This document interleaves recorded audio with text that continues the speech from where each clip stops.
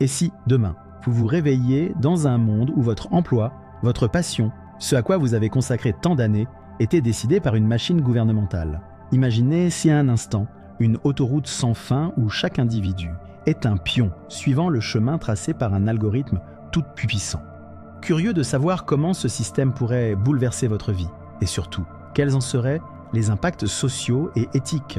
Dans cette vidéo, nous explorerons les rouages cachés de cette mécanique infernale, une symphonie dystopique où la liberté de choix n'est plus qu'une ombre du passé. Accrochez-vous, le voyage commence. Dès que l'alarme retentit, Tom ouvre les yeux et contemple le plafond blafard de son appartement. Son calendrier électronique sur la table de chevet clignote, projetant une lueur froide dans la pièce. Aujourd'hui, comme tous les jours, il sait que sa journée de travail a été décidée des mois à l'avance par l'algorithme central. Il n'a pas choisi sa profession, elle lui a été assignée à sa majorité. Chaque matin, la machine exprime son pouvoir sous forme de suggestions insistantes, guidant Tom vers des décisions de vie sur lesquelles il a peu de prise. Après avoir glissé dans ses vêtements de travail prévus par le système, un uniforme gris dépourvu d'originalité, il se dirige vers la cuisine. La cafetière connectée est déjà en marche. Elle a analysé ses habitudes pour lui fournir une dose parfaite de caféine. Ici, tout est pensé pour optimiser sa productivité, même si cela signifie que chaque geste est orchestré. Le trajet vers le bureau est une procession de visages familiers et interchangeables, chacun plongé dans son propre monde, déterminé par l'algorithme. Le métro est bondé de travailleurs comme lui, tous marchant en cadence vers une routine imposée. Les stations défilent et une voix synthétique annonce les arrêts, chaque syllabe prononcée avec une précision implacable. Dans cette foule, Tom se sent souvent invisible, comme un rouage dans une immense machine. Son lieu de travail est une tour de verre, froide et immaculée. Tom s'est construit une forteresse intérieure. L'air y est régulé à la perfection pour éviter toute distraction thermique. Chaque étage du bâtiment héberge une armée de bureaux identiques où s'affairent ses collègues, chacun surveillé par un réseau infini de caméras et de capteurs. À son arrivée, une interface clignote sur son écran, lui rappelant ses tâches quotidiennes. Il ne rencontre quasiment jamais ses supérieurs. Leurs instructions lui sont communiquées par des messages automatisés. Chaque semaine, de nouveaux objectifs sont imputés par l'algorithme. Les tableaux de bord numérisés sont constamment actualisés pour suivre les progrès en temps réel. Dans cette vie réglée comme du papier à musique, chaque interaction est programmée. Le système encourage les rencontres, mais uniquement dans le cadre de séances collectives minutieusement planifiées. Tom connaît peu ses collègues en dehors de ces moments prescrits. Dans cet environnement, rares sont ceux qui échangent d'un sourire sincère, les discussions personnelles étant remplacées par des rapports structurés et froids.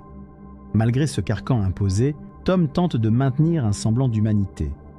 Chaque jour, il réserve quelques minutes pour observer ses camarades, cherchant un signe de rébellion ou d'entente tacite.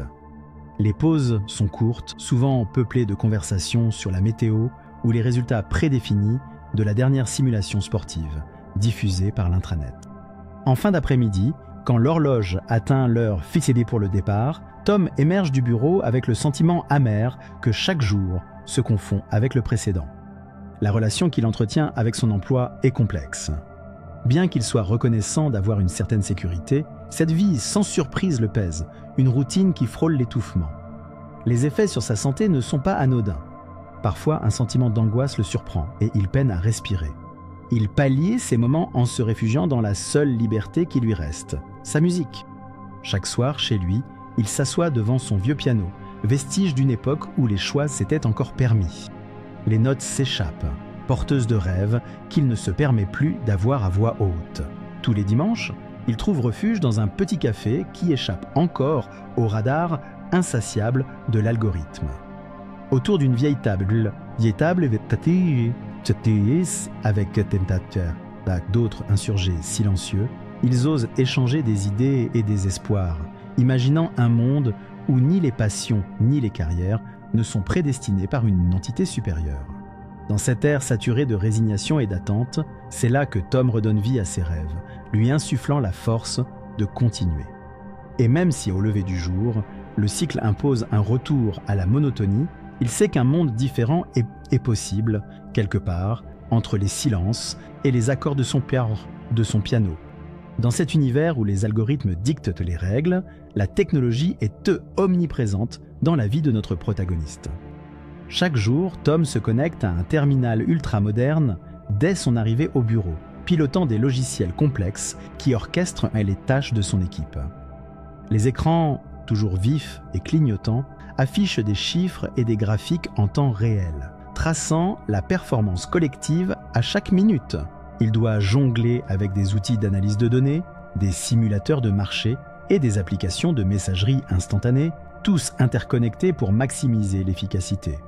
Ce flot incessant d'informations ne laisse que peu de place à l'erreur ou à l'imagination. Au-delà de ces instruments digitaux, les interactions humaines ont été fondamentalement transformées par ce système algorithmique. Au travail, les échanges se limitent souvent à des discussions fonctionnelles, encadrées par des protocoles stricts. Les collègues de Tom, bien qu'amicaux en surface, semblent absents lorsqu'il s'agit de tisser de vrais liens.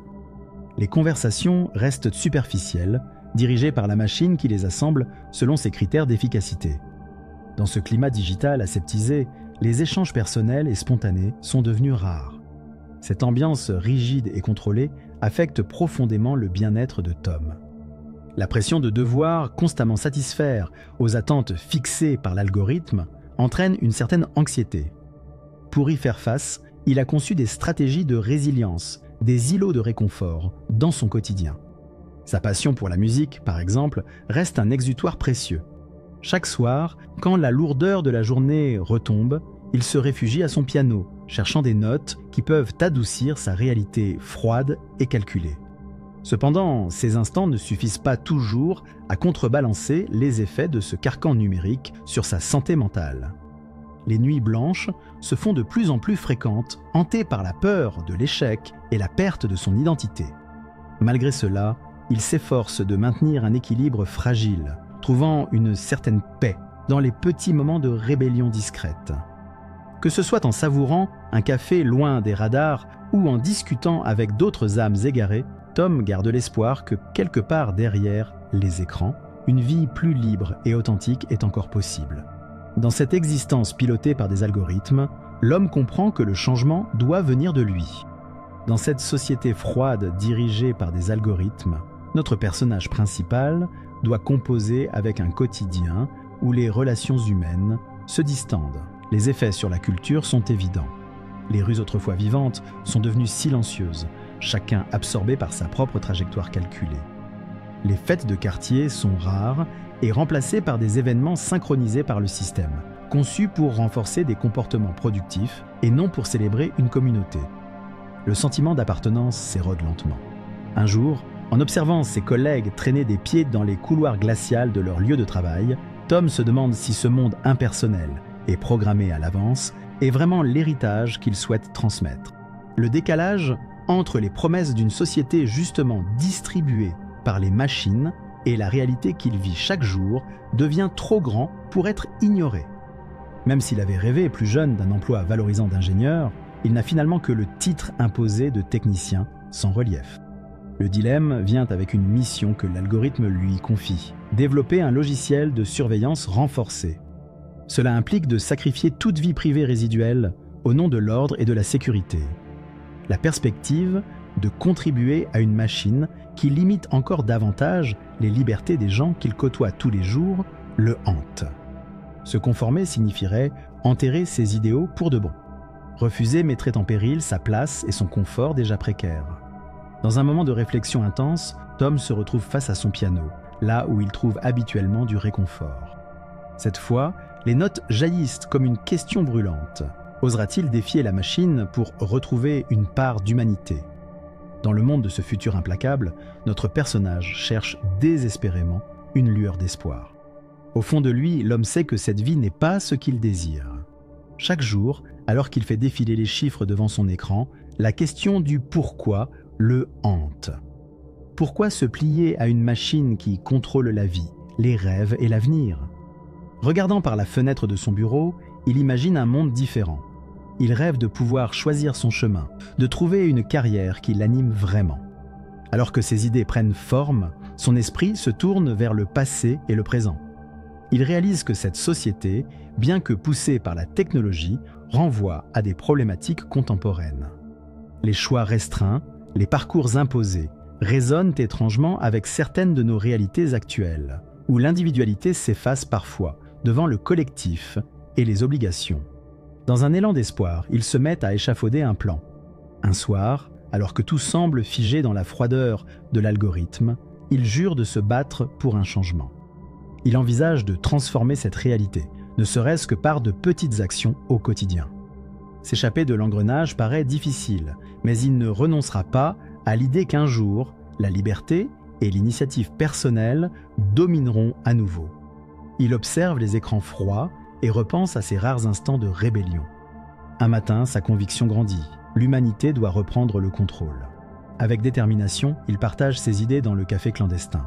Ces mots deviennent des actions, incitant d'autres à questionner leur réalité.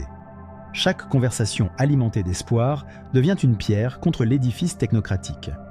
L'individu se transforme en moteur, éveillant des consciences endormies,